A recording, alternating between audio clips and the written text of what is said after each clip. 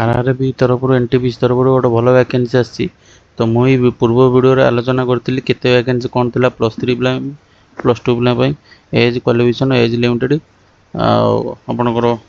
post केते कौन थे आप तो देखी नथिले मुझे विषय कही आपको देखी बोली तो चलते सर्वप्रथम देखिए +3 पिलांकर केते वैकेंसी अच्छी देखो एनटीपीसी तरफ graduate level post station master पिलांक 615 goods trainer manager 3023 post 3423 post traffic assistant 59 post chief commercial cum ticket 161 तो junior cum type junior account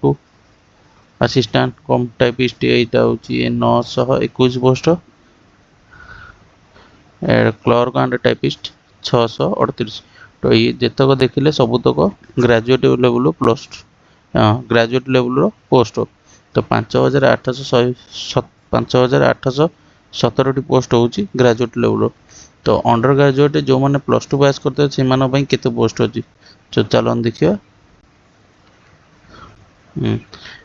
train clerk पिला 77 commercial cum ticket clerk 2424 account clerk कम typist 3994 junior clerk कम typist 163 ये total अच्छी 3058 total post under graduate जो मैंने +2 करते यही vacancy देखी दिखाँ आपण यही वैकेंसी अच्छी आप अप्लाई करें तो यहाँ हूँ एनटीपीसी दुईटा एग्जाम आसो टायर 1 टायर 2 तो एग्जाम विषय मुझे आलोचना करदे आपड़ एग्जाम विषय जब देखा चाहिए तो पूर्व वीडियो देखिपारे एग्जाम विषय दुईटा ही एग्जाम हम एग्जाम विषय आलोचना इधर केवल कौट के पोस्ट अच्छी कौ वैकेंसी यहाँ आलोचना हो +2 देखीदे +3 देखीदे एवं चलते कौ कौ एरिया केते वैकेंसी अच्छी तो आपणकर एरिया जो एरिया थो ओडिशा एरिया तो ये देखी दिंतु ये देखी दिंतु एनटीपीसी ग्रेजुएट लेवल पोस्ट रे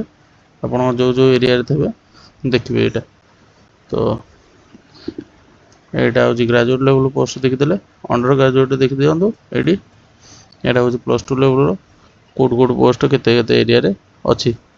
ओडिशा रे केते अच्छी तो आशा कर संपूर्ण वीडियो इनफॉरमेशन दे दी वीडियो रे आउ एग्जाम विषय आलोचना कर दी पूर्वतर वीडियो रे तथापि कहूँ टायर 1 टायर 2 एग्जामिनेशन हम जोड़ा एग्जामिनेशन हम तो 100 मार्क टायर 1 टायर 2 120 तो इतर केवल जनरल नॉलेज आउ मैथ रीजनिंग नहीं कि एग्जाम हम